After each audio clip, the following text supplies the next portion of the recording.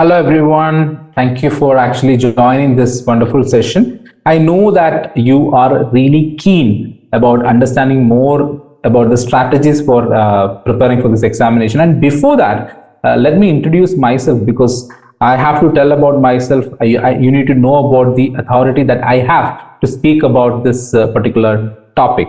Okay, so myself, Gawthaman Mohan, I am a civil services examination trainer. I have been in this field for around 10 years, actually interacting with the students, interacting with mentors, teachers, coaches, etc. So from my learning, interacting with all these people, I could understand that there are certain things that you need to follow in your preparation journey. Okay, so that is what I would like to cover in this particular session also. So this is actually an amalgamation of all my experiences interacting with many people, reading many articles, going through many lectures, and attending and understanding various courses. It's actually a combination of all these things that I would like to share with you today. Okay, I was also working as an assistant professor in one of the reputed colleges in Coimbatore. I was mainly dealing with the political science subject there, and there also I was actually interacting with a lot of civil service aspirants and a lot of civil service trainers. So constantly we are trying to improve ourselves. It is a lifelong learning journey where you are actually updating yourself, updating your information, updating the knowledge that you have, and most importantly, the skill you need to update. That is what I'm going to share it today. So I hope you will enjoy the session. So only thing is, like, please be attentive and make sure that you take notes, make sure that you respond to the questions that I'm asking. I'm not going to ask you any complex questions. I'm only asking you simple questions where you can actually reflect upon your perspective, your opinion, your preparation journey, etc. Okay, so now let's start this important, much awaited session.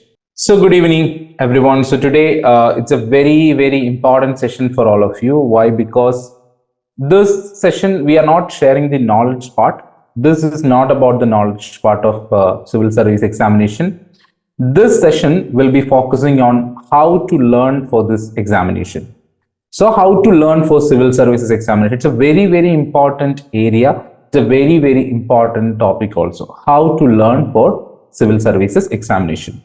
As beginners, you will be having a lot of doubts regarding how to start your preparation, because that is normal. That is not a problem at all, because it is a confusion, because we are actually going to do this for the first time. We will have our own confusion regarding how to approach this examination, because we are hearing a lot of information regarding how this examination is, whether this examination is tough or whether this examination is difficult. So lot of inputs you are actually getting, a lot of thought process is actually happening. Okay, so in that circumstance, how you can excel in the preparation journey. I'm not talking about the exam, but in the preparation journey, how you can excel. That is the main aspect. So how you can excel in the preparation? One thing is, like, if you have a proper preparation strategy, you can excel in this exam. You can excel in this preparation. But if you are confused, if you are searching for advices, if you are searching for guidance, how to approach this examination, then that is always a confusing stage, and that will make your preparation more confusing and more difficult and challenging. So let us solve that issue first. How to approach this examination, that issue, that challenge, we are going to overcome in this session itself. And like I have already told you, you need to have a notepad and pen with you, because we are going to do certain activities. Activity is very important. We are actually trying to reflect upon our own thoughts regarding the examination, our own perspectives regarding the examination, our own goals regarding the examination. So all these things will be working out in this particular session. So what you need to do is, you need to have a proper pen and notepad with you. I'll give you 1 minute time. If you have not yet taken that, or if you're not having a notepad and pen with you, I'll give you 1 minute time. Just take it and be there. Okay, 1 minute time.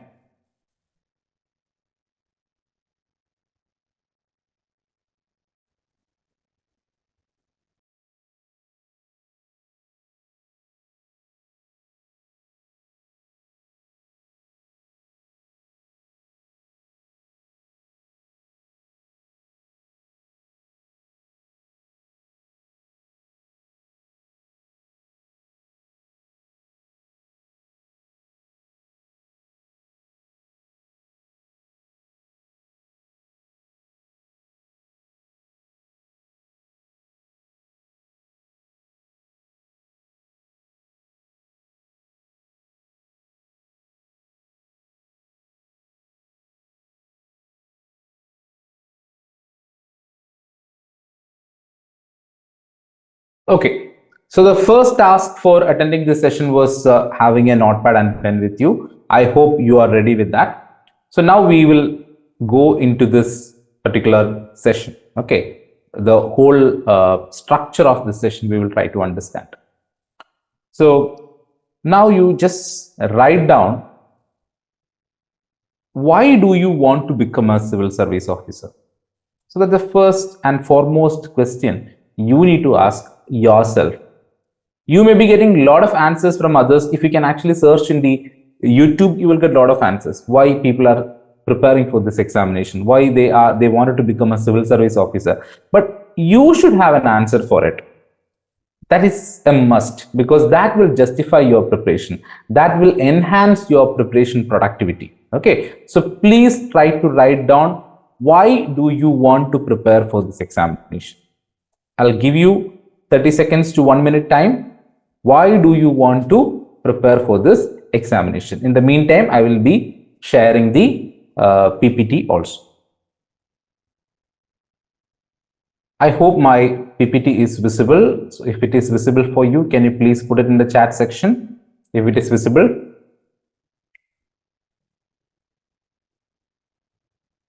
Yeah, thank you. Very good. So please try to be very active in this preparation process, in this whole webinar process. That is very, very, very important for you. And many of you have actually requested for a recorded session for this. So if you are watching this recorded session also, you can actually do this. Okay, because many have registered for this and not joined the live session, so they may be waiting for the recorded one. So when you're watching this recorded session also, please consider it as an interactive one. Please consider it as a live session that you are actually attending, and please try to have that engagement. How you are attending a live session, you should have that engagement when you're actually watching this recording also. Okay, so I hope you have written the why part of it. It's the most prominent question. Okay, it is different for different people.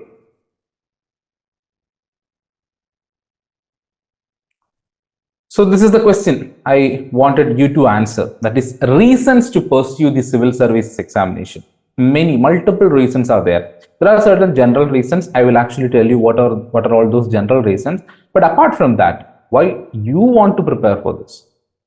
It may be very personal. It may be like you have watched an inspiring story, or you have watched an inspiring movie, and then you wanted to become a civil service officer, or you have interacted with a civil servant and then you're inspired by that, or like you are actually getting motivation from your parents or your friends or in-laws, and then you want to become a civil service officer. It might be very, very personal for you. So what is that? You just write it down, and you need to make it very strong. That intention, you need to make it very strong. Okay, that is what is required. Okay, I hope all of you have written. I don't want you to read it because it's strictly personal. Whatever you are writing, no, I wanted to ensure that you are writing it. Okay, you are participating in it. I just want to ensure that only. But make sure that you participate in this activity. Okay. So reasons to pursue civil service examination, I hope you have written. Now let's go through some of the important reasons. Okay, general reasons. Prestigious career. We all know about civil services. That is considered to be one of the prestigious career in India. Then opportunity to serve the nation. Okay, you are becoming a civil service officer and you are becoming a civil servant. So what is the duty of a civil servant? To serve the nation. So that is a great opportunity. Then diverse career opportunities. We will see what are all those diverse career opportunities, because it is not civil service examination, it is civil services examination, which means multiple services are involved in this. Then the job security part. Okay, when you are entering into a government job, you know that you are secured. Okay, the financial aspect of it, you are secured. You have that job security aspect, because when you're working in a private firm, there is always a security dilemma. You'll feel like, okay, whether I'll get fired or not. So these questions will always come to our mind. But in the government sector, most of the times our job is highly secured. Then leadership and decision making. It's a right opportunity for you to make decisions. In many of the jobs, you can see that they cannot make decisions, but they can follow certain decisions. So decisions will be taken by officers and people will be following that. They are also workers. They are also government employees. They are also private employees. They actually follow the instructions and decisions of others. But here in civil services, you will get a lot of opportunity where you need to show your leadership skills and you need to take decisions.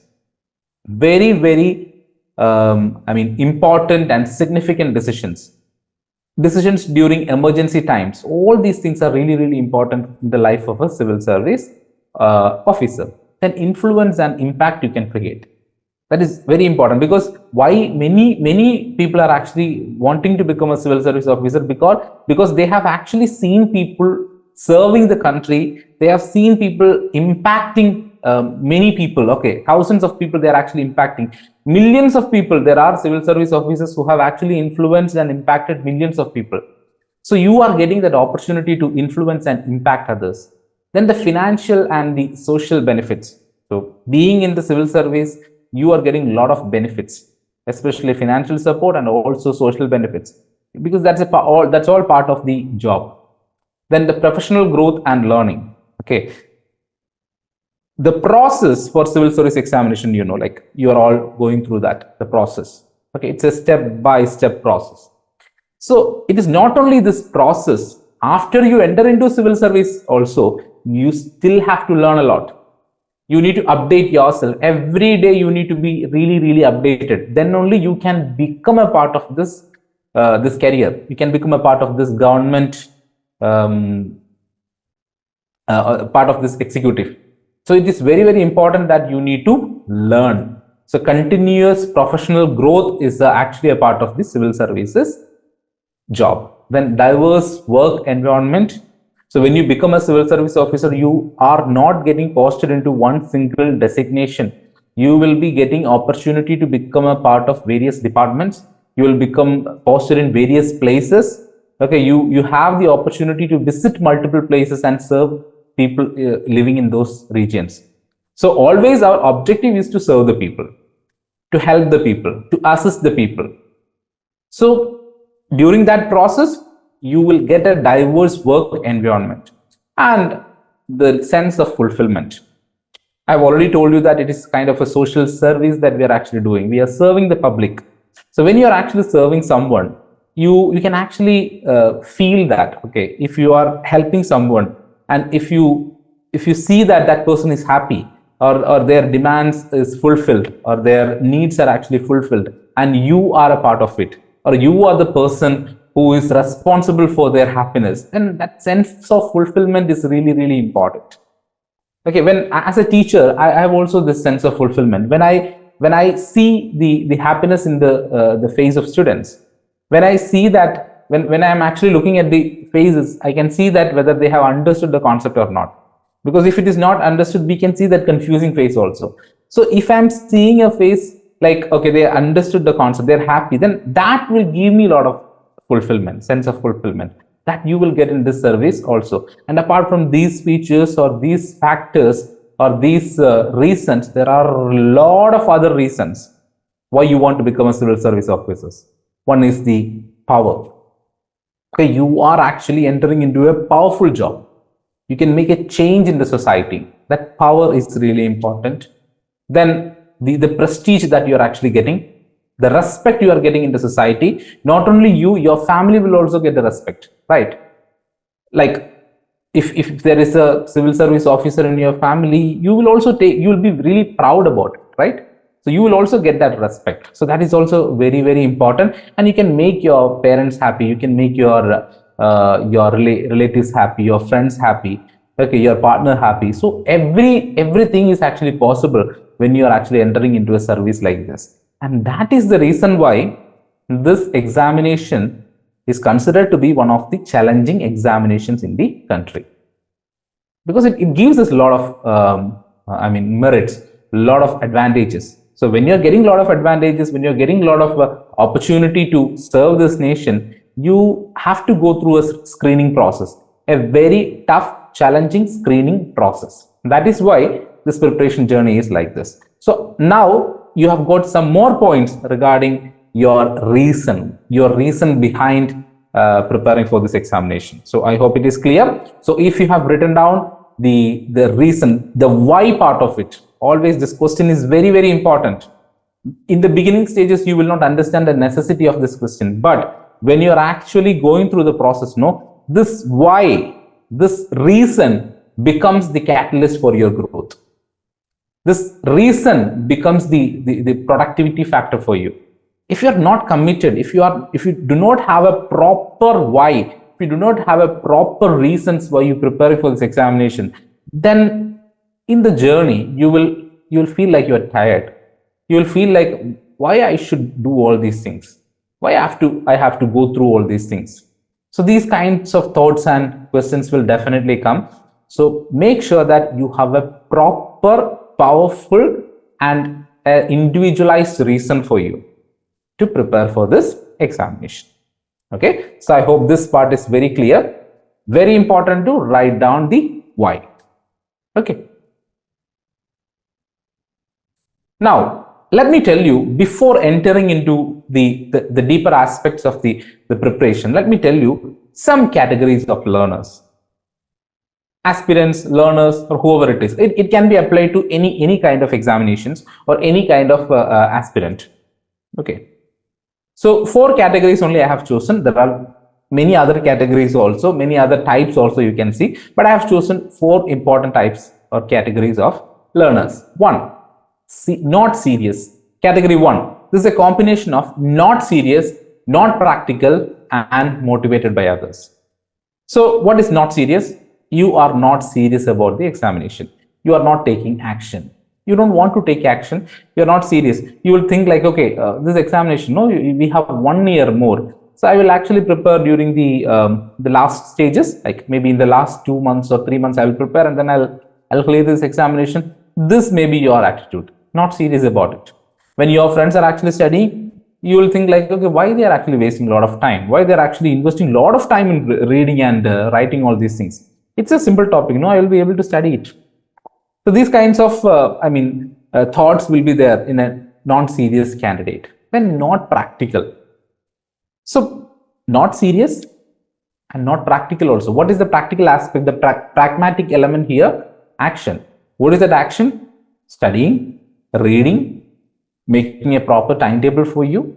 Okay, making a proper strategy for you. Understanding where is your weakness, understanding where is your strength, and where do you want to improve. All these things are actually part of a practical aspect. If you are practical, no, you will actually understand all these things. Where do you find the exam process very difficult for you, or which subject is actually difficult for you, or in a particular subject which area is actually difficult for you? You will understand all these things. Once you understand your weakness, no, it will be very easy for you to rectify that. If you don't understand that, then it will be really, really difficult and confusing. Okay, so one person is not serious and not practical and motivated by others. Gone. Okay, you cannot expect a rank holder from this category. Never ever expect a rank holder from this category, because first of all, they don't have motivation. Their self-motivation is not there. They are motivated by others. So it may be motivation from their parents, or it may be motivation from their friends, or whatever it is. They are actually gaining that motivation from others. But they are not serious and they are not practical also. No chance. Okay, getting into service. Second category, serious. Okay, so I'm serious about this examination. I think about this examination every time. I think about becoming a civil service officer and serving the country. Okay, so all these things is happening. Okay, I'll look at people, they are studying, and I will actually make my own plans for studies. I will think about it. I'm very serious about it, examination. Sometimes I will go like, okay, really crazy about actually studying. Serious, but not practical. Why? What do you mean by not serious and not practical? Because you are not making proper timetable for you. You are not understanding the proper strategy for the preparation. You may be reading everything under the sun. You may be getting an advice like, okay, you have to read everything under the sun. Then you will go and read everything under the sun. But that is not required. So you're not practical. You have a proper timetable. You should have a proper syllabus oriented study. So because this examination is having a syllabus, so your study should be based on that syllabus only. So If you are serious, but if you're not practical, this action is very important. This particular area is very important, action. If you're not taking action, and if you're motivated by others also, then also this is very, very problematic, and you cannot see a person like this in the civil service rank list. Then the third category, they are serious, they are practical. Practical means they take action. They know what to do. They know their weak points. They know what they want to improve. They know what resources they need to follow. All these points, they have a clear idea. And they are also motivated by others. Absolutely fine. They have a lot of chances to enter into service because they are serious. They think about this. They actually trying to manifest this particular job for them. They have this thought process about this examination. They make their own perspectives, their own opinions regarding this examination. They make their timetable, they study properly, and they may be getting that motivation from their parents. Absolutely fine. So they have a lot of chances to get into service. But there is one important category that is serious, very practical, and self-motivated. It's a powerful combination. You are serious about this examination. You know what to do. You can understand your weaknesses. You will take the right action. You have a proper timetable to deal with this examination. Everything is clear. You take the right decision at the right time, right action at the right time. And you have that self-motivation. You don't need to wait for others to motivate you. When you are down, you are actually waiting for others to get that motivation from. No. You know that why you are actually preparing for this. That's why I asked you to do that exercise. Why do you want to become a civil service officer? If that why is strong, no, then it can be connected with your self-motivation. If you are self-motivated, you have your chances are really high. I can say that 100% chances is there to become a civil service officer. Okay, so these are the 4 important categories. So you are in the beginning stages, but just keep this in mind, should not be there in the first 2 categories. Taking action is very important. Simply thinking about becoming a civil service officer will not help you in the examination hall. In the examination hall, you need to write the answers. So you have to take that action.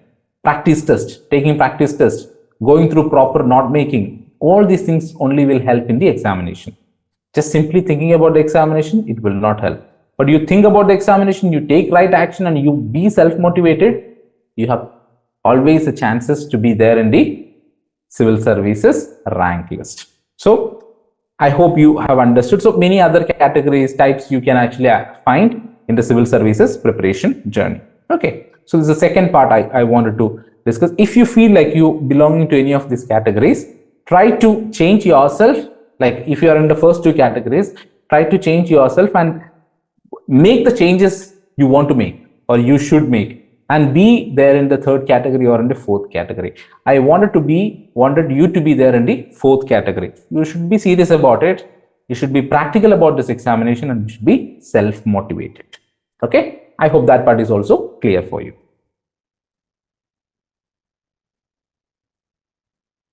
Yes, very important suggestion, that is set realistic goals.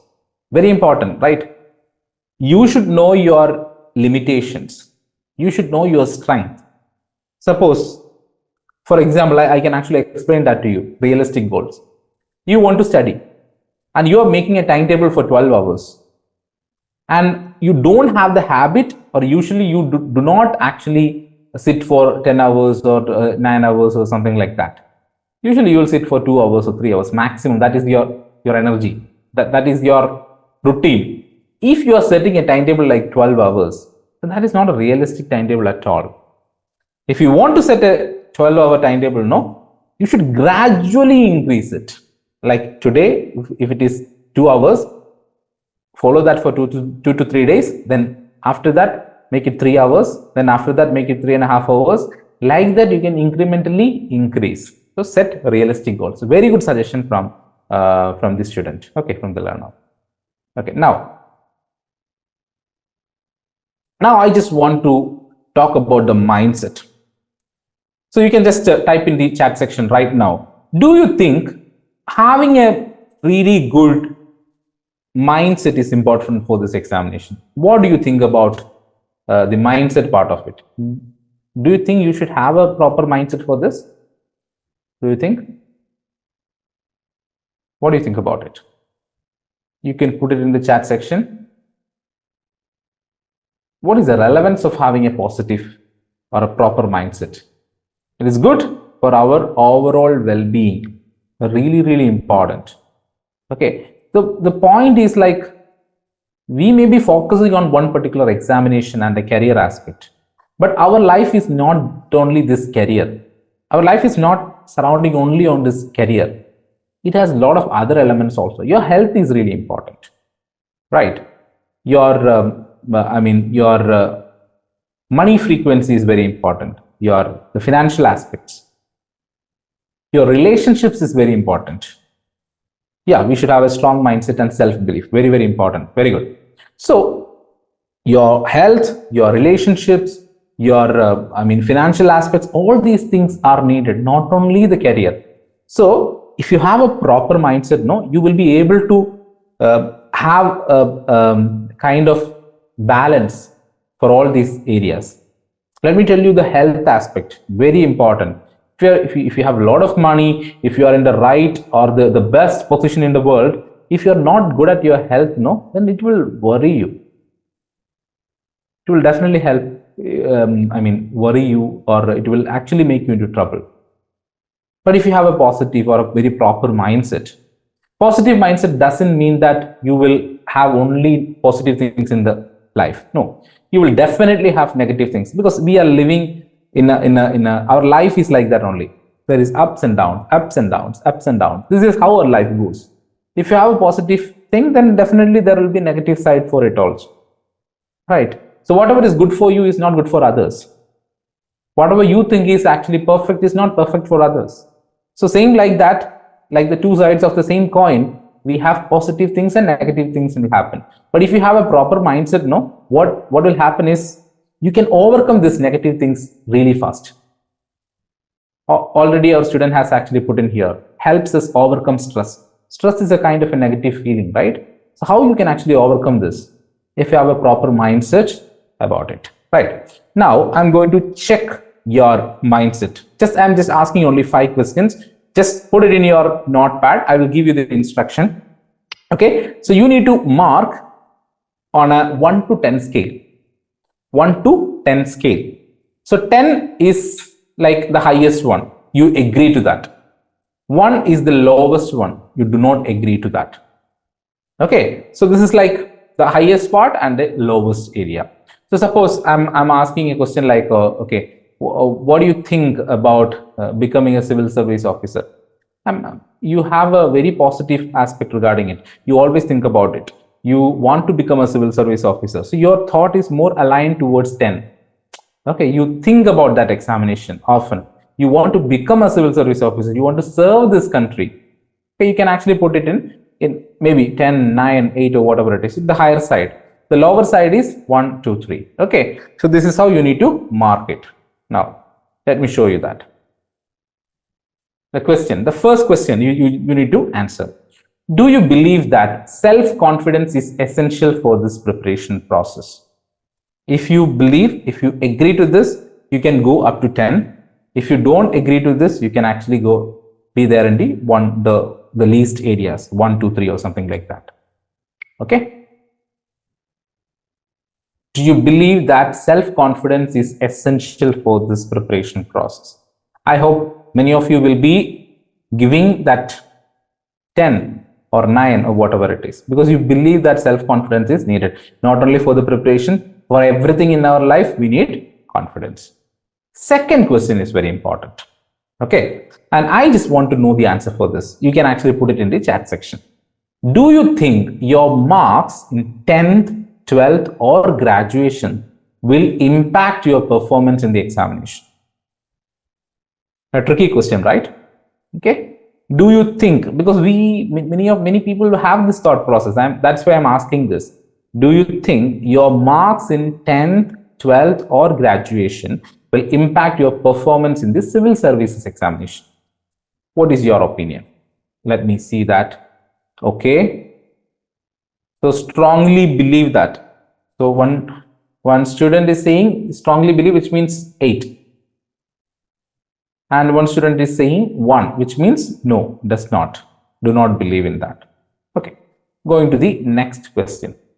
Can you envision yourself as a civil service officer in the future?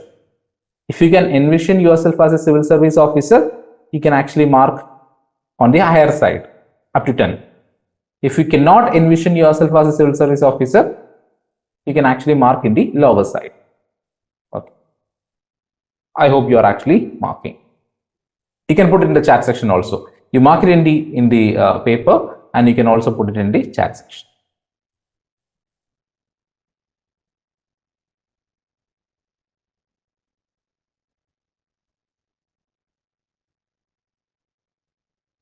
Yeah, very good.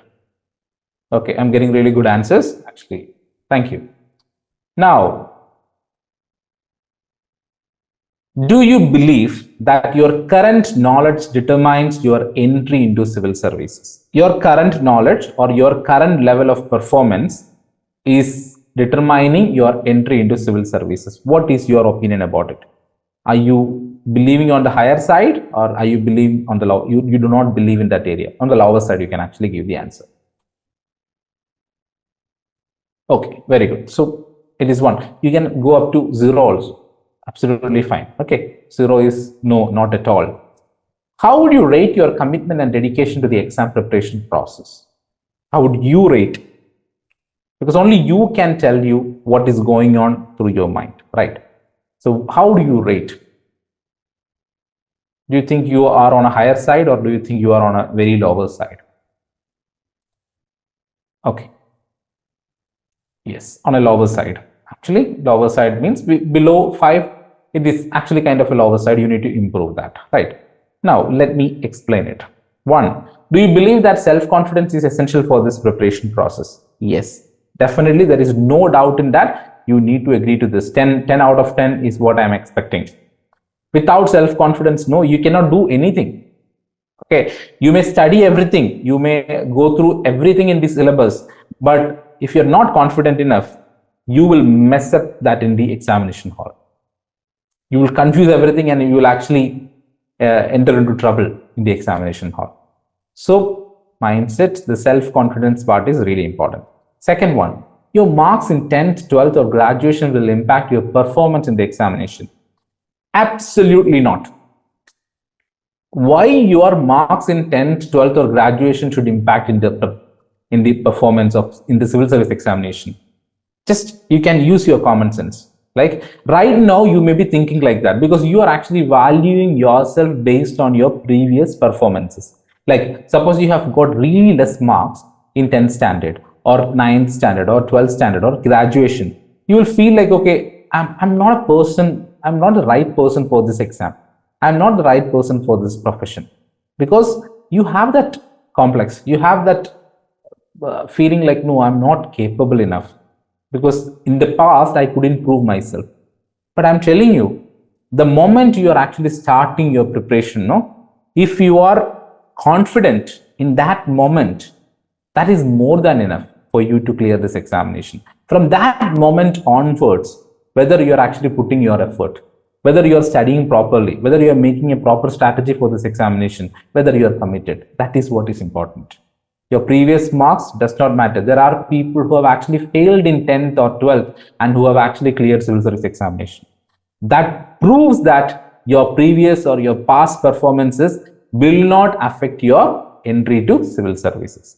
Okay. The third one, can you envision yourself as a civil service officer in the future? Very important question. Why I am asking this question? Because it's all about our mindset. If you cannot envision yourself as a civil service officer in the future, you have some negative beliefs about you. You may be thinking like you are not competent enough. You may be thinking like you are not worthy of it. So you need to improve on your self-love. You need to improve on your self-respect area. You need to improve on your self-confidence area. Because it is just a thought, right? You can be there in the future. You can think like you are a civil service officer and you're serving the society. You're signing the documents. Absolutely no problem in that, right? So you should be able to envision that.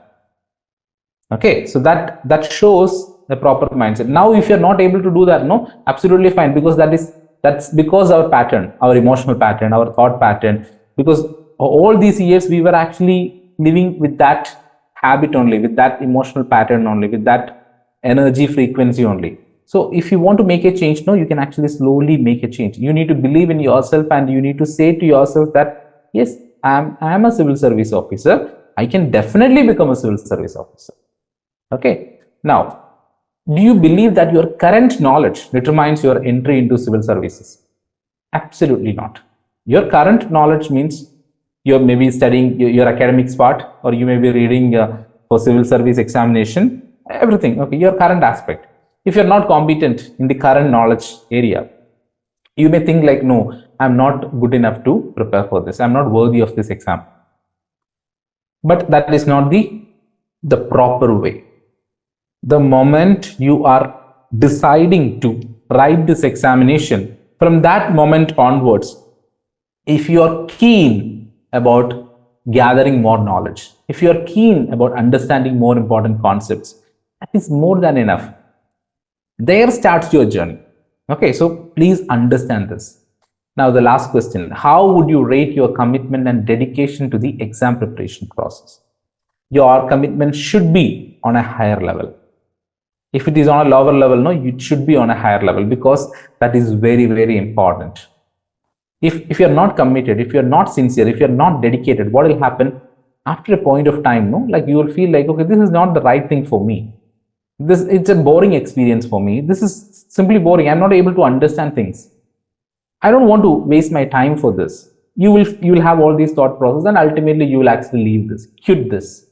This is what's going to happen. So you need to work on that area, your commitment, dedication. How can you prove that you are committed or not? Every day, small actions, small daily actions for your goal, for your dream job, will help you to improve your commitment. Commitment and dedication, it is always connected with consistency. If you're not consistent, no, you will actually lose your commitment and dedication after a long time. So make sure that every day you're doing something for your dream, because I know many of you are a part of academics. You are actually doing your graduation or post graduation, and you have your own academic side also to prepare for. So doing that also, if you can actually spend some time for your civil service journey, no, that is more than enough. That will give you more dedication and commitment for this examination process. Okay, so always have a proper mindset. I'm not saying a highly positive mindset, because we are all human beings. Positivity and negativity will definitely come, and there are more chances like we are into negative things. Like we may be thinking like, okay, I'm highly positive about everything, but when you're actually going to your friend's gang, or your actually family group, or your other gangs and all, when you're going there, they may be talking about something negative. They may be talking they may be jealous about some person. They may be talking something really bad about another person. So ultimately we are also becoming a part of it. Your thoughts, you're also getting that thought, you're also getting that vibe. Okay, so negativity will definitely happen, but you should be able to overcome that. You should be able to come out of that negativity faster. For that, you need to have a positive mindset, and you need to have a proper mindset, a well structured, proper, highly motivated, confident mindset. Okay, that is very, very important.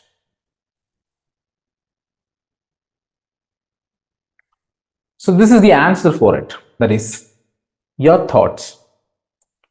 Your thoughts is very powerful. What do you think, or where you focus through your thoughts, your energy will go there. This is what will happen. I hope you might have heard about something called as law of attraction. So this person, Earl Nightingale, was also a world-renowned person. He was a great trainer, a life coach, and he mentioned very clearly that you become what you think about. what you are constantly thinking about, you have all chances to become that person. Okay, so always watch your thoughts. If your thoughts are not good for you, question it. Consciously cancel it. It'll take some time. It is actually, you have to go through certain practices, then only you'll be able to do that. But please try to be aware about it, that this thought is not good for me at all. This thinking process is not good for me at all. So for law of attraction to work, if you are thinking about something, if you're thinking about your dream, if you want that to happen, there are 4 things very important. That is, it is actually called as FTBA. Feeling, F for feeling, T for thoughts. That is what we are talking about. Then B for beliefs. Then A for action. These 4 things should align with your goal, with your dream. Then only you'll be able to manifest that. So action is very important. Your right thoughts is very important. Your right belief system is very important, right? And you should be able to feel that also. Okay, how do you feel when you become a civil service officer, or just, okay, now I'm trying to set a context here.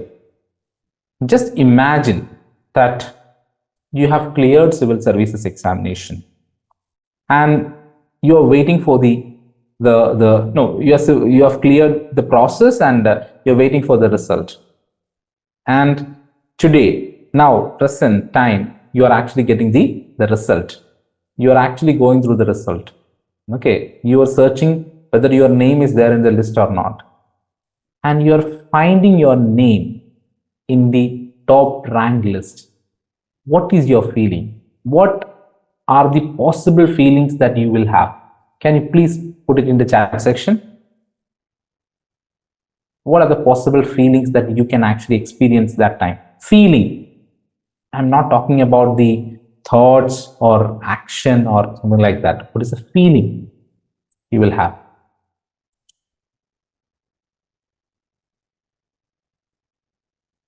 You can put it in the chat section. Will you feel excited about it?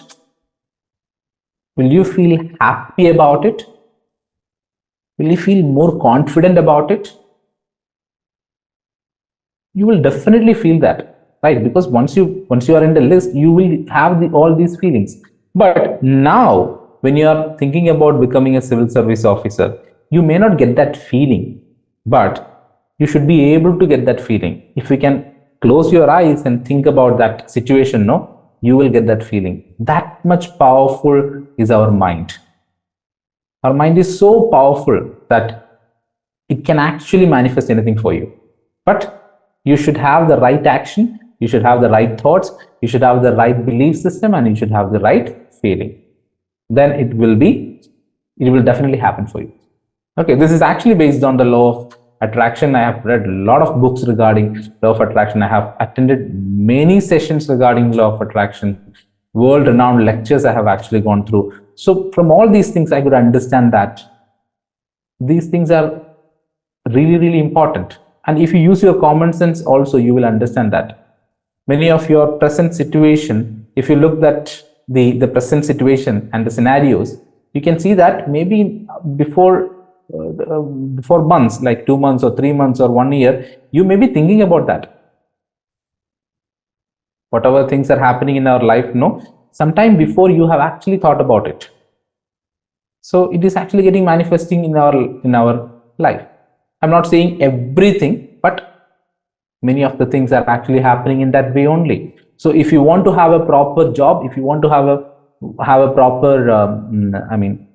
rank in the civil service examination, you should align your FTBA with your goals.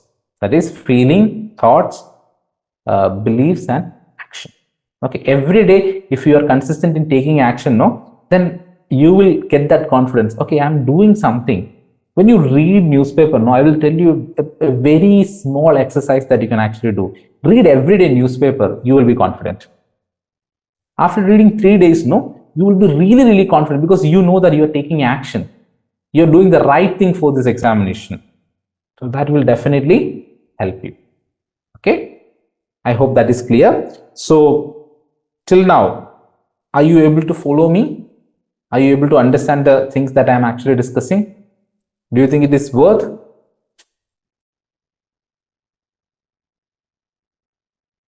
Do you think it's a needed session for you? Yeah. So we have discussed some important aspects regarding our thought process, our learning styles and everything. Okay, now let us move further. So this is a very important area because you have attended this session. So this is for people who are actually watching it in a recorded mode also. Ipm Ias Academy has actually come up with the courses which are highly affordable. So that was one of our objective also, to make courses which are highly affordable for everyone.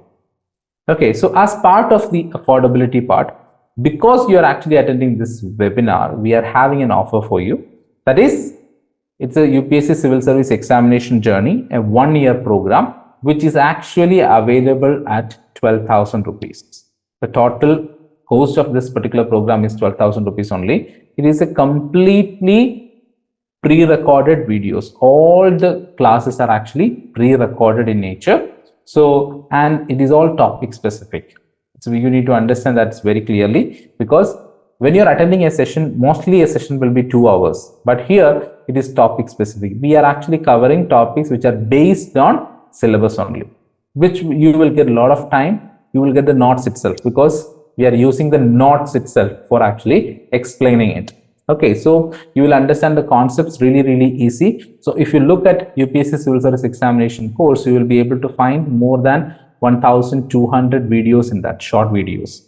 1 year, in the span of 1 year, you will be able to finish it. I'll say that you will be able to finish it within 6 months itself. Okay, and then again 6 months you will be able to do the revision also.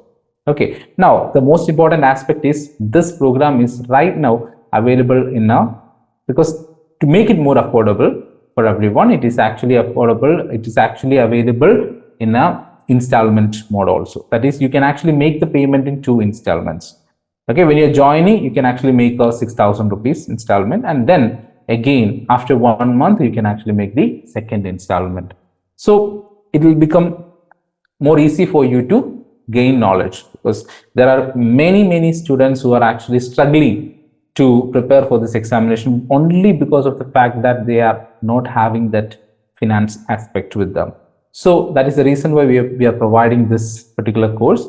So you can check the Ipm Ias Academy website. In the, not the website, the application, you will be able to see UPSC Civil Service Examination course at 12,000 rupees, and the strategies for effective IAS preparation also, that is common for everyone. You can go for it. And there is a course for prelims and mains 2026. If you want to write 2026 examination also, there is another course available. Okay, but I'm telling you that this course is it has covered everything. It has covered everything for you. You can actually learn at your own comfortable place. Wherever you are, you'll be able to learn. Okay, so we'll be sharing the course link in the groups itself. You can actually go through it. Okay, coming back to our discussion again. Now, 5 mistakes you should avoid. When I'm telling 5 mistakes, I am going to explain this also, how you should actually follow this. Okay, what are the 5 mistakes? As a beginner, these things you should not make. These mistakes you should not make. 1, ignoring NCERT textbooks. You don't have the luxury of ignoring NCERT textbook. It is very important in this examination. Skipping daily newspapers. No chance. You do not have the opportunity to skip. Using too many resources.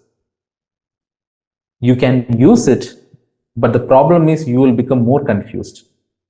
So please don't use it. What should be our objective? Our objective should be covering the topics. Okay. It is not like only for one subject I'm actually going through 5 books or 5 textbooks. No, that is not the way you should be studying. Focus on one textbook. Make sure that you cover whatever topics there in the syllabus properly through that particular book. Or if you feel like in that particular textbook it is too tough to understand, then you go for another book for that particular topic. So always make these resources as references. One particular book should be your study book, and the other books you can actually keep it as a reference. Don't try to learn from everything. Make sure that you learn at least learn the first learning or the first revision you actually learn with the help of one particular book or two books. Textbook I'm talking about. Then after that, if you want to upgrade your knowledge, if you want to add more knowledge, then you can go for it. In the beginning stages, if you are going on with multiple resources, you will be confused and you will not actually finish any of these things also. You will be halfway. That is the problem which can actually create. That is using too many resources. Now comparing yourself with others. You might have done it a lot of times. Many times you might have done this. Comparing yourself with others. But did that give you any kind of positive result? When you are comparing yourself with others, did that give you any positive result till now in your life? So the same thing is going to happen for this examination also. This is your own journey. Nobody is going to help you in this civil examination hall. You have to write the examination. You have to make your own opinions. You have to make your own judgments while you are actually writing this. Nobody can help you. So in that way, why you should compare yourself with others? What is the need of it? When you are comparing yourself, what is the main thing that can actually happen? Okay, that person has actually studied little more. I'm lagging behind. So what is the feeling? Is it a positive feeling that you will have? No, definitely you'll going to have a negative feeling. That is guilty. If you're guilty about something, just imagine, just understand from your life itself. If you're guilty about something, do you think you will get peace of mind? Do you think you will be able to focus on something?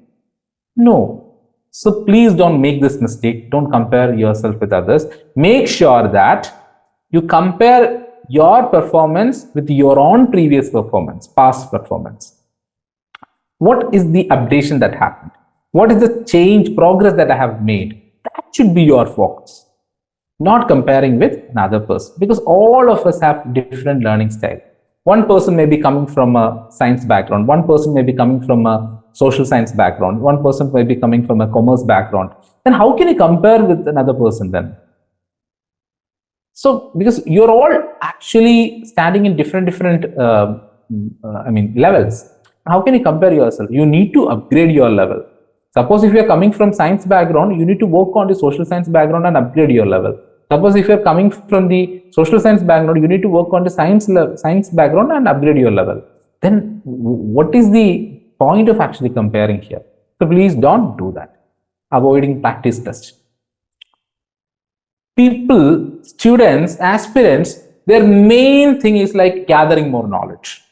They want to gather a lot of information. They read multiple textbooks. They will actually go for, taking books from their friends, going to library and take books. They'll be reading, writing, studying.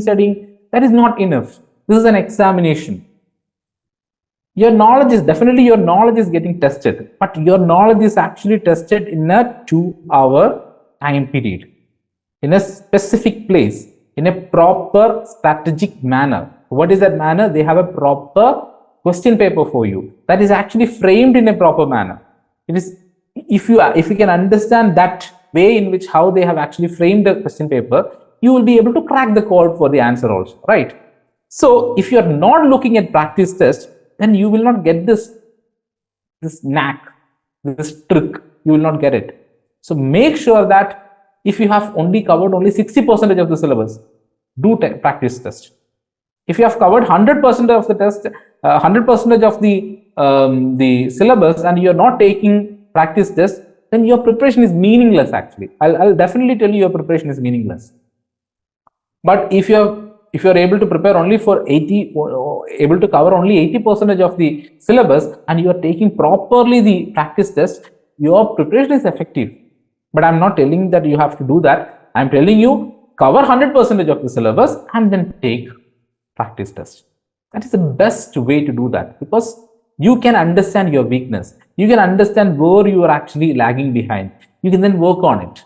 You can understand, like, there are simple questions which are actually coming in the prelims question papers where they use which among the following is not correct. We may not be seeing that not because we are careless. When you are reading that particular question, we are careless, so we didn't identify that not. Their question is not correct. You may be identifying the correct things. So you will make these mistakes, right? So please don't do that. Avoiding practice test is actually very, very problematic in a civil service preparation journey. So please take test. Now let us understand each and every one in detail now. Okay. How to read the newspaper. Okay. You should not skip this. So how to read the newspaper? You don't need to read every article in the newspaper. You know about it. But the problem is you are confused what to read. I know that I don't need to read everything, but I'm confused what to read. Then ultimately what will happen? You will not read anything. Okay, so instead of that, focus on specific articles connected to the UPSC syllabus. Very, very, very, very important. Connected with the UPSC syllabus. So the first activity for you today is, if you have not yet done till now, first activity, UPSC syllabus. Download the UPSC syllabus, or if you are able to write down the entire syllabus, that is the best thing I can actually tell you, and paste it in a place where you're actually studying. Every day when you are actually going through something, you should be able to read it. At least 2 to 3 minutes you can spend and just go through the syllabus. Once you have an upper hand over the syllabus, you will be able to quickly identify the things, the news, the articles which are relevant for you. So that is the activity for you. You have to do it today if you have not yet done. Write down the syllabus, the entire syllabus for the examination, preliminary examination and main examination. Write down the syllabus and paste it in a place where you can actually see every day. Okay. So once you familiarize with the syllabus, it will be easy for you to understand or identify the important news. By familiarizing yourself with the syllabus, you will know which article to read. So what is the first process in reading newspaper? Familiarize yourself with the syllabus. When you look at today's newspaper, you will find hundreds of articles that provide information but may not be directly useful for your exam preparation. When you're reading, you may think like, okay, this is important, but it is not. Okay, so how do you identify that? Only through syllabus. Now focus on identifying at least 15 articles that are relevant to the civil service examination aligned with the syllabus. That is the task.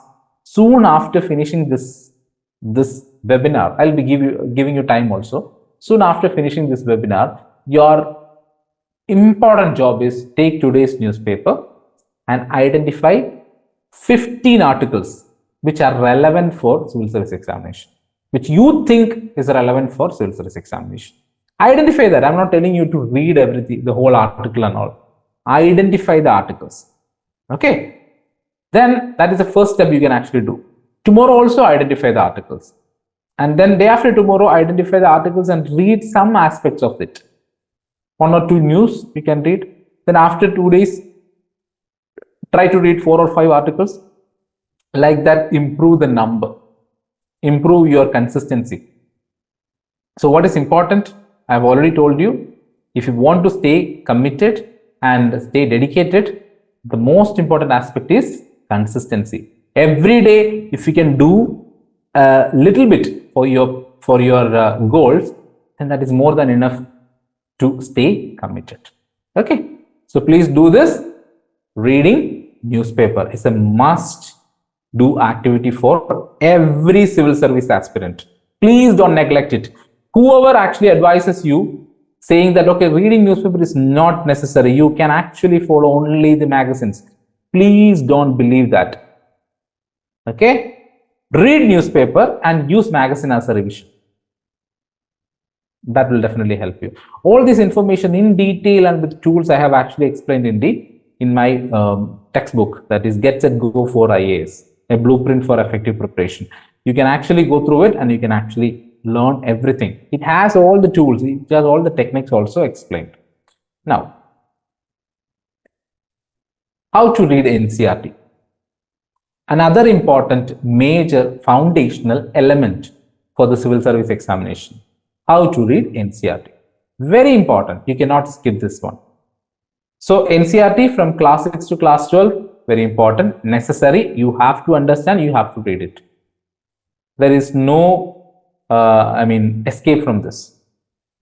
Now, the problem is, should I read and complete 6th standard? Then I will be moving to 7th standard. Then I'll be moving to 8th standard. Is that the process? Is that the right process? Students used to ask me this. I'm telling you, that is the worst idea. That is the worst way or manner in which you can actually revise the NCERT. Instead, what you have to do?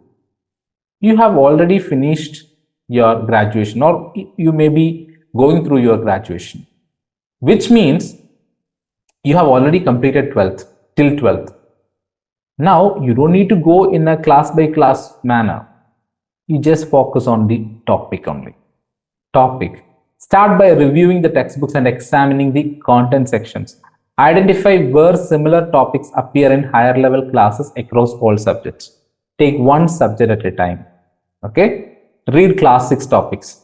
Just see after class 6, where is this topic getting explained again or repeated again? Identify that. If it is getting repeated in another class, no, read that. I can give you an example. Class 6 history.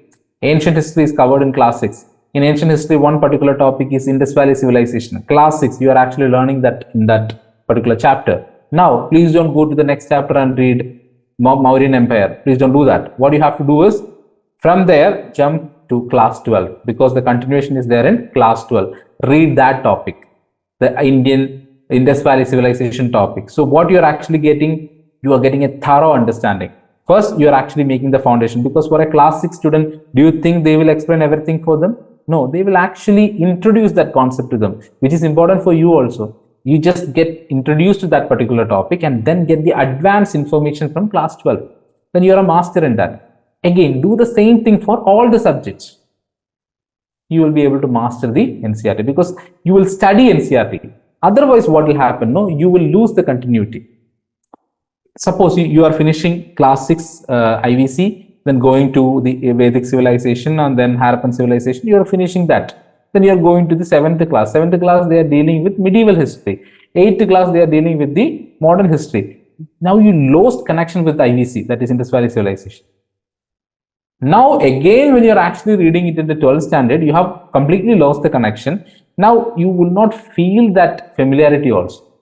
So instead of that, what you can do is read class 6 Indus Valley civilization topic. From there, jump and read class 12 Indus Valley civilization topic. Finish it. Done.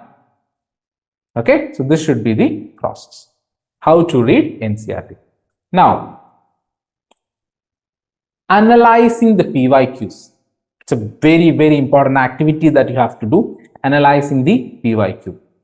So, why are you doing this analysis part? You are trying to understand the examiner. You are trying to understand the examiner's perspective.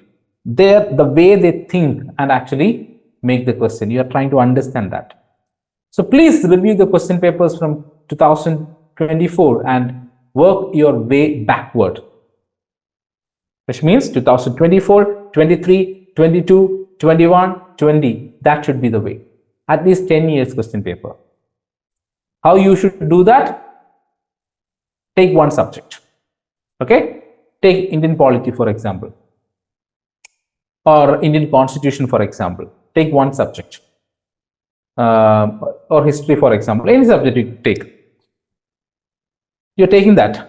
In the question paper, you will get a combination of questions. If that question is related with GS1, you will get a combination of history, geography, then world history, and all those things will be covered. If you are actually reading about a question paper for general studies too, you will get question from international relations, governance, Indian constitution, and everything. So now you have actually chosen the Indian polity. Now identify how many questions are actually asked about Indian polity. Write down the topic, because that question will be connected to a topic, right? Write down the topic.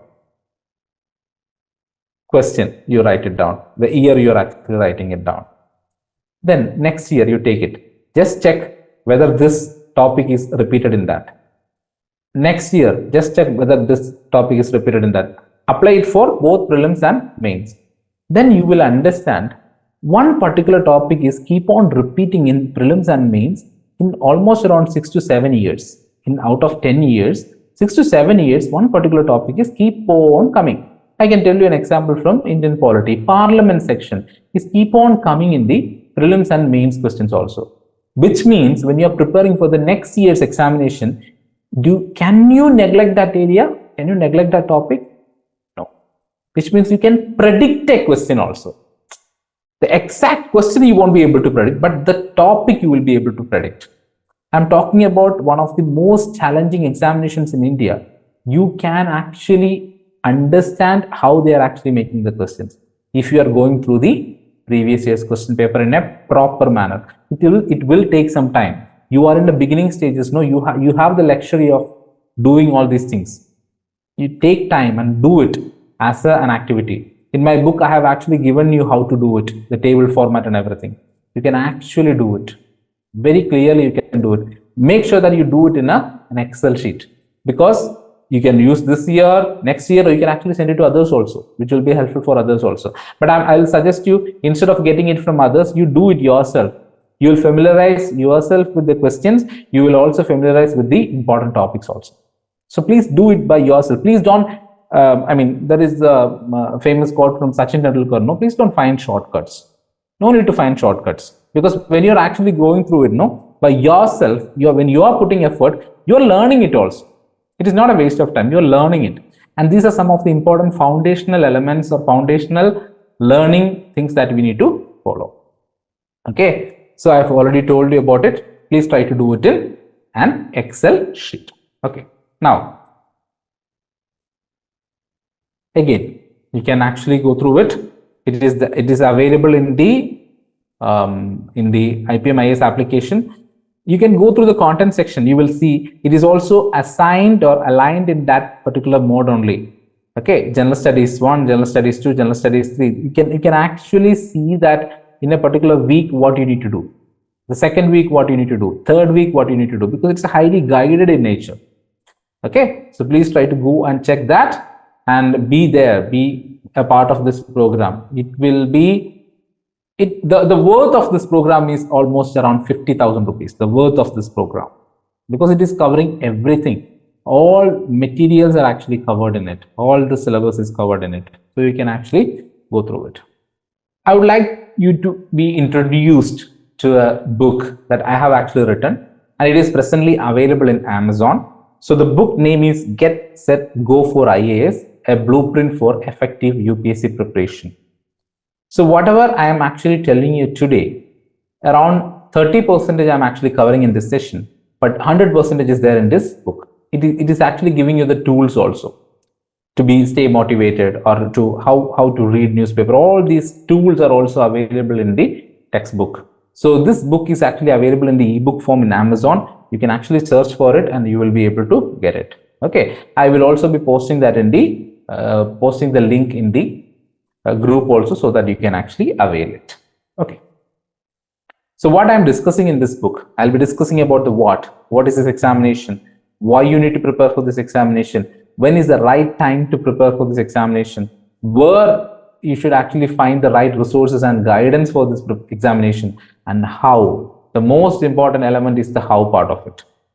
How this examination is actually happening. Okay, that is also covered in this one. Okay.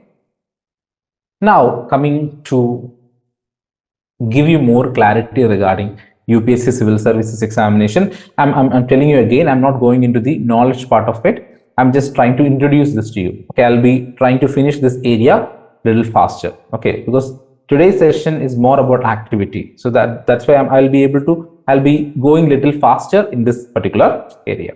That is, you know about Civil Service examination. It is one of the most prestigious and competitive examinations in the country, and why it is actually called as Civil Services examination. It's a very important question. So Civil Services, so which means it's not only one or two services, it is actually a group of services.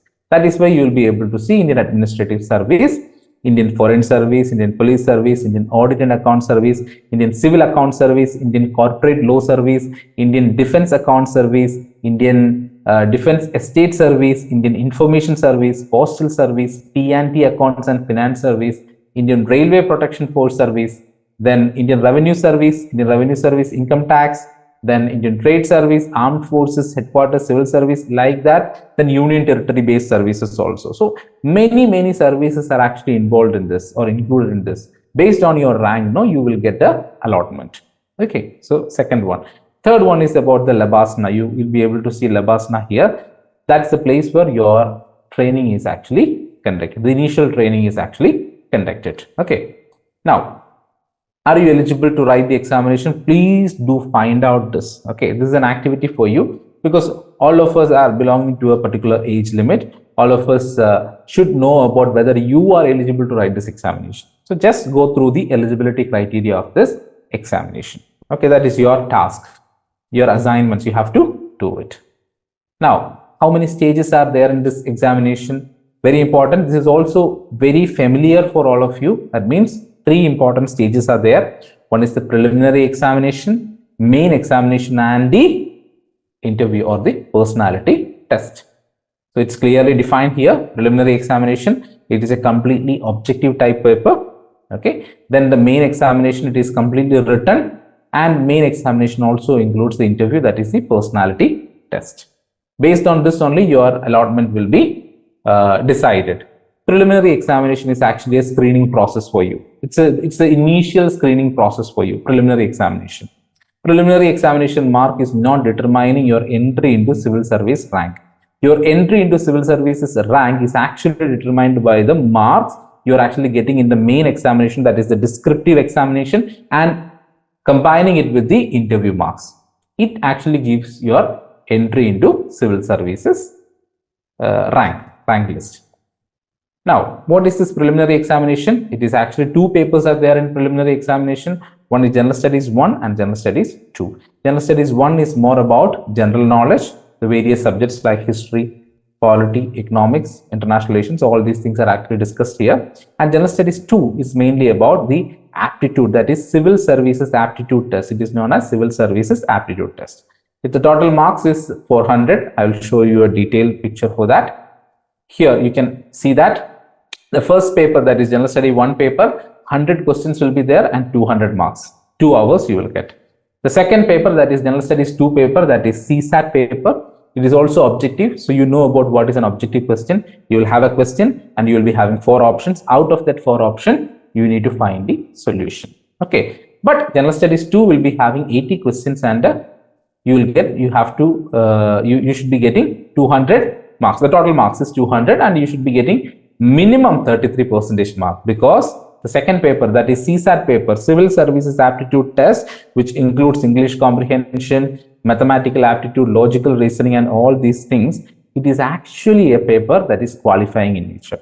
So minimum you need to get 33% mark in this one. Okay. Now, about the main examination. So once you clear the prelims examination, you will get entry to main examination. Almost around 9 papers are there. The first paper is a compulsory Indian language paper. So whatever Indian language you are actually comfortable with, you will be able to write it in that. Then English is must. They will check your English ability, English comprehension and all those things. Then essay, a general essay paper is also there, which actually talks about the social issues here and the recent things that are actually happening. Okay, so it's to check your writing style. Okay, that is the essay. Then the most importantly, that is the General Studies 1 paper, General Studies 2 paper, 3 paper, 4 paper, and optional paper. Okay, very important, because all the general knowledge subjects, that is history, geography, polity, science and technology, current affairs, all these things are actually coming on the base in this General Studies papers only. Let's see what are all these General Studies papers. 1. General Studies 1 paper is actually dealing with Indian heritage and culture, history, geography of the world, society, etc. Now, General Studies 2 is mainly connected with governance, mainly the administrative aspects, the governance, the constitution, the polity, the social justice, international relations. So that is actually constituting the General Studies 2 paper. General Studies 3 paper is mainly connected with the technology, the science and technology. then economic development, that is economy, Indian economy, then biodiversity, environment, security and disaster management, etc. General Studies 4 paper is actually talking about the ethics, integrity, aptitude, etc. Because once you become a civil service officer, you need to follow certain ethics. Okay, you need to be sincere, you need to be committed, you should not be a corrupt person, right? So all these points and all these things you are actually learning in the preparation process itself, in the examination process or in the journey itself, you're actually understanding this. That is why they have included that as a paper itself, that is General Studies 4 paper, ethics, integrity and aptitude. Now, coming to a mains question, because when you read a mains question, you will be able to understand it belongs to which particular paper. Okay, the first question, why did the armies of the British East India Company, mostly comprising of Indian soldiers? When I read this itself, when I talk about the word British East India Company and the Indian soldiers and our army, it is more connected with history, right? So it will be coming in the first paper, that is General Studies 1 paper. Then India is an age-old friend of Sri Lanka. So we are going to talk about our relation with Sri Lanka. It is going to be coming in the second paper, that is the General Studies 2 paper. Yeah, IR, very good, very good. And the third question, examine the potential of wind energy in India and explain the reasons for their limited spatial spread. It is something which is actually connected with the technological aspects, and most probably it will be coming in, geography, and most importantly, it will be coming in the third paper. Then, why is public-private partnership, PPP, which is actually a part of the economics? You can see that PPP is coming in the part of the Indian economy, which is coming in paper 3. Then explain the causes and effects of the coastal erosion in India. What are the available coastal management techniques for combating the hazard? So the coastal erosion aspects, you can actually learn it in geography also, but most importantly, it will be coming in the environment and in the disaster management area. So you can see that certain topics, you can actually see its application in multiple subjects also. So you need to look at the question, and then understand, okay, where it is actually coming. But that is not necessary right now, because you are going for a particular paper's examination only. Okay, on one day you'll be having General Studies 1 paper, on the other day you will be having General Studies 2 paper. So you don't need to worry about it, but I'm just giving you an example how these subjects are actually classified in various General Studies papers. Okay, now then I've already told about the optional paper. After General Studies paper, the most important aspect is the optional paper. So all these subjects are actually part of optional paper. You can choose any one subject. Okay, suppose if you are choosing agriculture, then agriculture, they will make it as 2 optional papers. You're choosing only one subject, but they will actually make it as 2 optional. Already it is made, already the syllabus is available in the UPSC website also for all these subjects. All the subjects and language literatures, our syllabus is already made. So based on that, based on your interest, you should be able to choose the optional paper. So I've actually mentioned a term that is based on your interest. Very important. You may be getting a lot of advices regarding you have to choose this particular optional. You have to choose this optional because it's a highly scoring subject. You have to choose that. You may get actually guidance like that. But if you're choosing that, if you're not interested in that particular subject, what will happen? Ultimately, you will be fed up of it. And after a point of time, you will feel like, okay, this was not the right optional for me. I'm not going to score really good marks in this examination.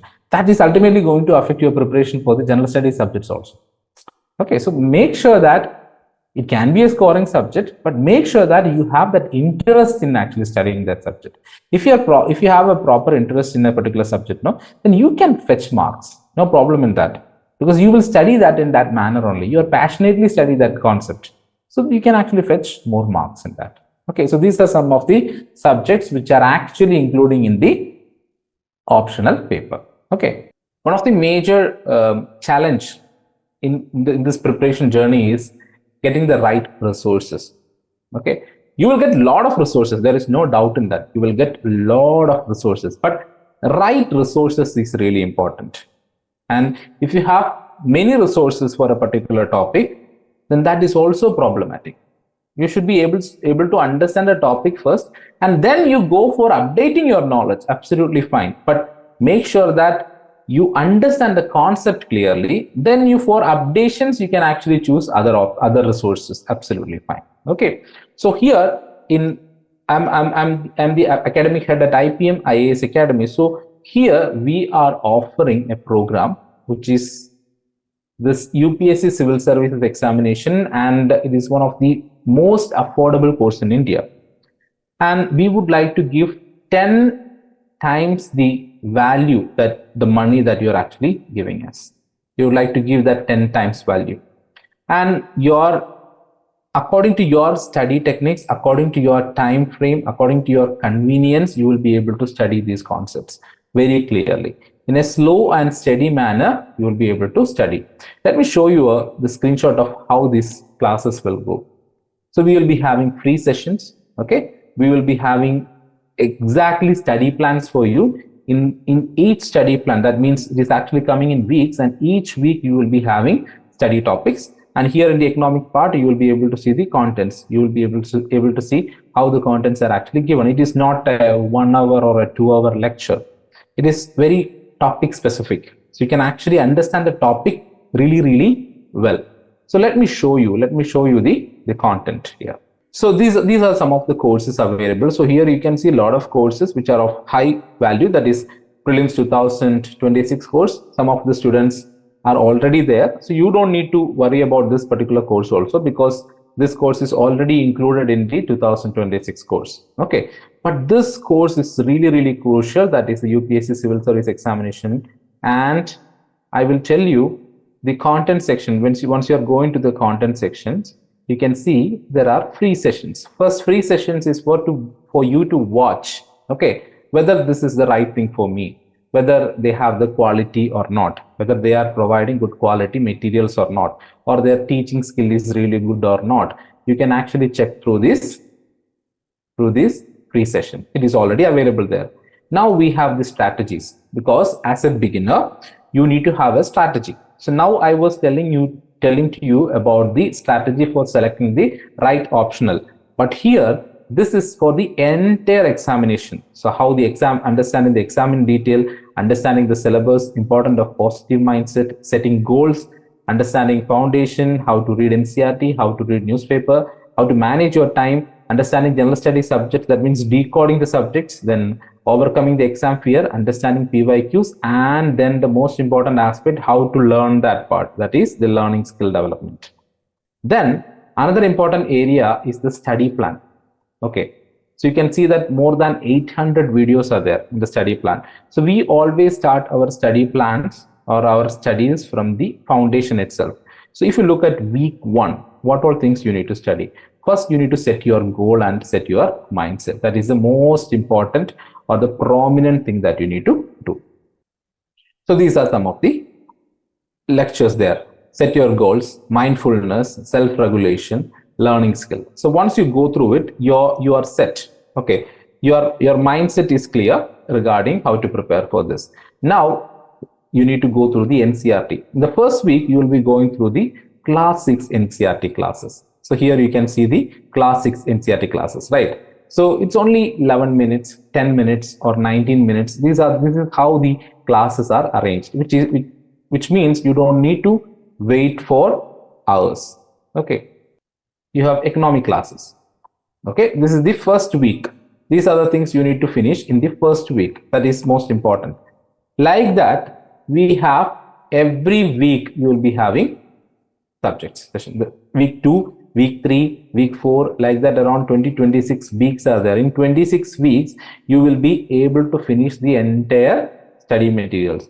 Suppose if you are going through the week 8, okay, these are advanced. After you finish all your NCERT classes, you will be going through the advanced classes. So here history advanced classes are there. So it's actually starting from 60, which means all the other classes were there in the previous weeks. 60, 61, rulers and administration, then Pallavas, then Chalukyas, Sangam Chola, Sangam society, Rajaputana, then Palas, Rashtrakuta. So these are the things that you need to complete in that particular week. Okay, so this is all in order only.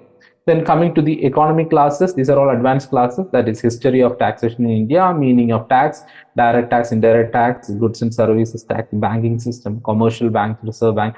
All these things, if you look at, you can see the duration also: 6 minutes, 5 minutes, 15 minutes, 27 minutes, 13 minutes, 14 minutes, which means it is all topic specific. That is the most important aspect. These are all topic specific. If you follow it in the right manner, no, if you're actually following it, then that will really help you. So like that, all the subjects, all the general studies subjects are actually covered in this one. Okay, and it is having more than 1000 videos, short and 1200 short and specific videos are there, topic specific videos, which actually help you to cover the entire civil service preparation journey. So these are all regarding the general studies part. Okay, now if you look at geography, I can show you. These are some of the geography concepts: geomorphology, plate tectonics, then interior of the earth, then lithosphere, earth, igneous rocks, sedimentary rocks. All those aspects are actually covered. So the most important element here is, like I've already told you, we would like to provide 10 times value for your money. Okay, you won't be able to find a course like in this price. So the most important aspect is we would like to give quality training at affordable price. So here you can actually see that the entire course price is 12,000 only, and that too, if you're finding it difficult, you will be able to pay in 2 different installments. Okay, so once you pay the money, you will get the entire course. The first installment itself, you will get the course. Then after that, 1 month after first payment, you can actually make the second payment, and for 1 year you can simply go through these studies, and the current affairs will keep on be adding in this particular section. The current affairs part, you can see it here, the current affairs section. Okay, after study plan, it is completely current affairs only. See, these are all current affairs topics: World Bank, LICO, Tiger, Preventive Detention, Buddhist Council, G7 countries, like that. More than 200 current affairs concepts are already there, and it will keep on adding. Okay, current affairs is dynamic, so it will be keep on adding for you. Okay, so this is regarding the course. So you can always go and purchase this course. One thing that you need to do is you can actually download Ipm Ias app, Ipm Ias app. In the app, you will be able to get the courses, or in our YouTube channels, no, you can actually go to the Ipm Ias application. The links are already available there. Okay, you can go and buy that. Okay, the most important point, that is, what is the skill required for this preparation? So you need to have a skill, and that skill is nothing but it is the learning skill. Okay, how to learn this, how to learn these concepts in a clear and a proper manner. Okay, I'll be going through that in detail, because it's a very crucial area that you need to understand. People will not tell you, people will tell you what to learn, what to study and everything. People will not tell you how to study that. That is very, very important. Throughout this session, I was actually telling you how to prepare this. I hope now you have a very clear idea about how to build your strong foundation for this examination, right? So now, coming to the learning skill development. Okay, learning skill. I'm taking only 5 important areas where learning skill is important. Okay, learning skill will actually help you in the preparation process. 5 areas which is actually included in the learning skill. One is foundation building. Okay, foundation is very, very important. That's why I'm always emphasizing on NCERT and newspaper reading. That's a foundation for civil service examination. So make your foundation strong. That is the first part you have to be very clear about. So in that course, no, that I have actually discussed, in that course, NCERT based classes are already there. NCERT classes. So you don't need to simply go through the entire textbook. Once you go through this, then you can actually make your own way of studying. You will get a lot of support from that. Okay, so make your foundation very strong, because any word, okay, any kind of construction, any kind of things that you look at, no, foundation is important. For a building, foundation is important. If the foundation is not proper, what will happen? The building will collapse. Exactly like that, if you don't have a learning foundation, if you do not have foundation in mathematics, you will not be able to solve any problems in mathematics, because you don't have the foundation. If you do not know ABCD properly, the alphabets properly, you won't be able to frame a sentence. You won't be able to frame a particular word itself. You won't understand the language itself, the whole language. So these are all things which are actually foundation. So if you are actually facing any difficulty in learning a particular topic, just don't simply try to pressurize yourself and study that, because it will not help you at all. The only thing that you need to do is calm and quiet, and then try to think like whether I have a strong foundation for this, whether I have gone through the foundation for this particular topic. If I have not gone through that, now take some time. Take some time and go through that foundation. That will help you. Okay. Foundation building is very important. Now, integrated learning. Civil service examination itself is the process itself is an integrated process, because you are getting a lot of subjects which are highly interconnected. When you're writing the answers also, no, like when they're asking questions also, they are trying to connect one type of a subject with another subject also. Application you will be able to see, and you will be also try to find out topics that are actually overlapping in multiple subjects. So all these things proves that integrated learning is a must know element for civil service preparation. You should be able to connect whatever you're actually studying in a particular topic. Geography, when you're actually studying, like when you're understanding the geography, the physiography of the country, India, you should know that that physiography is actually determining the agriculture in our country. That physiography is actually determining the industries in our country, the mineral resources in our country, so which is highly connected with economics, which has its own connection with agriculture. And when it is actually connected with the economics, no, economics have its own connection with the power politics. Why we are actually saying that America is one of the superpowers in the world, or once upon a time we have actually said that America and the Soviet Union, they were the most important powers, superpowers in the world. Why we have actually said that? It's because they were actually prominent, and they have a healthy economy. They had a healthy geography, which was actually helpful for improving their agriculture, improving their businesses, etc., especially the industries and all. That is why they remained in that supreme position.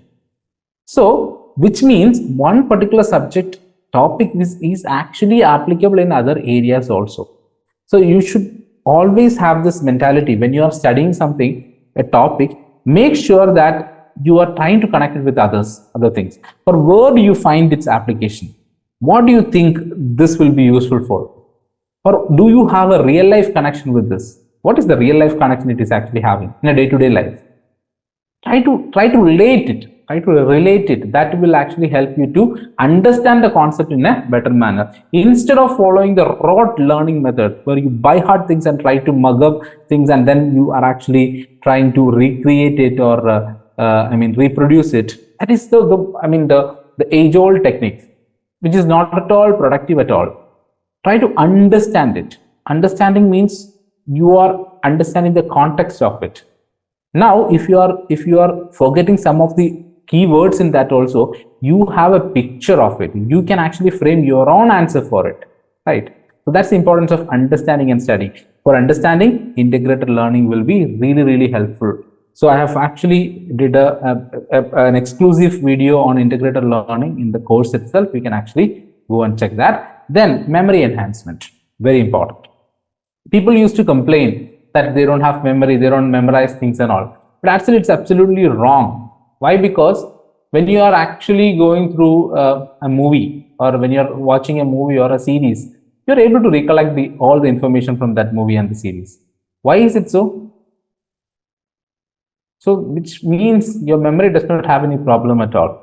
This is the way in which you are actually collecting that information, the way in which you are actually associating that information that you study. So always the memory works in two important ways. One is association and one is actually repetition. So first thing, when you're actually trying to grasp something, the first thing is like you are associating it with the already existing knowledge that you have. If you're trying to learn about the current GDP rate of India, then you are actually trying to connect with GDP that you have already learned and the previous GDP that you have, because already there is a picture, already there is a platform you have related to GDP in your brain, in your memory, and this new information you are trying and associating with the already existing information in your brain or in your memory. That's it. Now, How do you retain it? The best way to retain it is try to go and revisit the content again and again. That is known as revision. Okay, so the memory works in these ways, through association and through repetition. That is the revision. So make sure that you do this thing. Then your memory will be really, really strong. So when you're doing rote learning, this memory will not work. You are trying to pressurize your memory. You are trying to pressurize your brain to recollect that, but you are not creating any kind of connection at all. You are not trying to associate that with anything because you are not understanding it. You are simply reading and trying to recollect it. That will not work. Okay. So memory enhancement is very important, and there are various techniques for memory enhancement. Mnemonics is one type of a technique. Then the memory palace is another important type of a technique. The number mnemonics is another important technique. The alphabet imaging is another important technique. So there are various techniques in which you can actually remember certain things. Okay, I've covered those things also in the courses, because in the course you will see all these things. It is not only the content that you're actually getting. You will get the learning skill developments. You will be getting the foundation requirements. You will be getting the NCERT content. You will also get the psychological well-being sessions and their advices and the most important ways. And you will also get the strategies, the best strategies, whatever I'm mentioning it today, no, the 30% or the 40% of the 100%, I've already covered it in that course itself. Okay, you will get a lot of information from that. Once you make that strategies, only you are going and entering into the course. Okay, that is the importance of that particular course. Now, understanding the overview, very, very important. Overview is really, really crucial. Okay, overview is like anything that you're actually trying to study, any subject you're studying, try to make that overview of that subject first. So overview is like you are connecting with that particular topic. It may be a new topic, it may be a new subject for you. So how can you connect it? Try to understand an overall picture of that topic. Then you'll be able to connect it easily.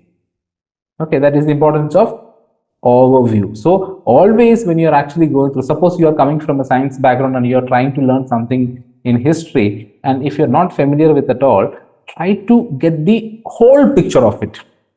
Before reading or going through the book itself, try to get the whole picture from that book. Just try to understand the headings itself. Or you can discuss with your friends, or you can depend on our videos. Okay, like we are actually covering the whole picture. Once you get the whole picture, then it is easy for you to go into the specific aspect of it. Right? If you are having a very clear idea about a palace only, then only you will be able to go to the right room which you want to go. Right? If you are going to a building, if you are going to a hotel, if you don't have the clarity regarding that hotel itself, you won't be able to arrive at the right place. Right? Exactly. It's simple. It's actually simple. Just try to get the understanding or the overview of it, overview of the subject or the topic. Now comes the exam fear. Very important.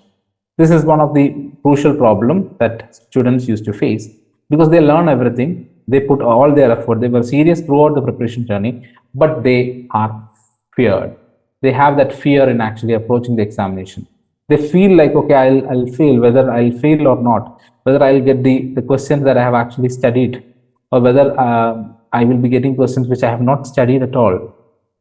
So these are the questions that keep on pestering you before entering into the examination hall. That's a kind of an exam fear, right? So when you're actually entering into examination hall with this fear, that fear itself will create a lot of anxiety, and it will actually make you tensed. Then when you're tensed, confused, anxious, do you think your brain works effectively? Do you think you will get the right answer when you're actually reading a question? Do you think you will get the right answer? No, exactly no, right? So you have to have that focus. So how can you make that focus? Suppose if you have already gone through such a situation, just imagine you know how to deal with it. So what is that situation here? Practice test. If you are having fear about examination, do maximum examinations, go through maximum tests and try to break that. Okay, try to kill that fear. If you have fear about something, no, you have to do it, then only that fear will go, right? So in the case of civil service examination, if you have that fear, try to go through maximum practice tests. So which means if you are going through 50 practice tests, what is it actually indicating? You have already gone through the situation 50 times. Now the 51st time is actually a cakewalk for you, right? So that is the importance of removing the exam fear. And I think I've already told this in different places, multiple places, that when you're actually going through different practice tests, actually you are polishing yourself, you are identifying your own weaknesses, you're actually strengthening your own weak areas or limitations and etc. And there is an important quote from a very important personality in the world, that is Bruce Lee, the world renowned martial artist. He once said that I'm not afraid of a person who knows 10,000 kicks, but I'm afraid of a person who practices one kick 10,000 times. So that indicates the importance of practice. If you're actually practicing, your confidence level will increase, your commitment will increase, your dedication will increase, and that itself shows the consistency also. Okay, so make sure that you remove exam fear. Before entering into the examination hall, you remove exam fear. Now, the most important advice that I can give you right now. As a beginner, NCERT is a must. Don't neglect it. Newspaper is a must. Don't neglect it. And one more thing is very crucial, very important. I'm talking from the perspective of the knowledge part. Okay, mindset really needed. There is no doubt in that. But I'm talking from the perspective of the knowledge part or the material. NCERT, newspaper, and if you can actually buy a globe, best decision that you can ever make. Make sure that you have an atlas with you. That the understanding, the spatial understanding is really important in civil service examination. That will help you in geography, that will help you in politics, that will help you in history, that will help you in economics, etc. All these subjects, that if you have an understanding regarding the location, that will definitely help you. Okay, every day when you are reading newspaper, keep an atlas with you. Every day, if you have not yet started reading the Hindu newspaper, like in the first initial stages, you will feel like it's a little confusing because you won't understand many of the words in that. So keep a dictionary also with you. So this is the first step that we are actually taking, because many of these things, many of these practices that we are doing, it is not familiar for us. It is not a hobby for us. It is new to us. If something is new, then it needs certain practice. Then only you can actually make it happen, right? So these are the important things I would like to share with you today. I hope you had a very clear idea regarding it. So what I'm going to do right now is, okay, you can actually unmute and tell me what is your learning from today's session. What is your learning? You can just unmute and tell me. Feedback. I was actually going through, I think, around 2 hours of continuous session. I wanted to give a lot of value addition to your preparation journey. That is why I'm actually doing this. So whether that was a value addition for you or not, you have to tell me that. So please unmute and you can actually give your feedback or your learning. What all things you have learned, or what all things were new to you, whatever things you can actually tell right now. Yes. This was very informative session for me. Like I learned more about like having more self-confidence in my preparation. Like that is important for me because I've just begun with my preparation, especially with the course and everything. So yeah. So having a good mindset is kind of very important for me right now. That's something that I learned that I need to be aware of. And yes. Second thing is, although I did have like some knowledge about the exam, like what the exam is, how to go on preparing for it, like from reading newspapers to the NCERT especially, that part was not told to me. Like I actually downloaded the e-copies from 6 to 12, and I was planning on going from like 6 to 7, 8, 9, 10. So I would have made the same mistake. Okay. So now I know that I need to go topic wise and not actually concentrate on finishing or completing it by classes and all of that. And yeah, the common 5 mistakes also was very informative. So overall, it was a really good informative session. Thank you, sir. Okay. Yeah. Yes. So my opinion or my expectation is like, I do not want this as an informative session. I just want it as a practical session where I was actually trying to tell you about the steps you need to take in each stages. When you're actually dealing with NCERT, the step you need to take. When you're dealing with, newspaper, the step you need to take. Okay. When you're dealing with the PYQs, the step you need to take. Action is very important, because you may learn a lot of things, but if you're not taking action, then it will not give you any outcome. So make sure that whatever I discussed today, whatever I have asked you to do, please do it. Okay, please do it. It will make a lot of changes in your attitude towards the examination. It will also change the productivity, because that's the most important aspect. You may be spending around 2 hours for learning something, but if you can actually inculcate these elements into your preparation journey, your productivity will increase 10 times. Okay, that is the importance of including action in your preparation journey. Okay, so thank you so much. Thank you so much for attending this session. So this session will be available as in the form of a recording also. I will be sharing it with the registered students also. Okay, so thank you so much for it. I hope you have got a great learning from this whole exercise. Thank you. Good night.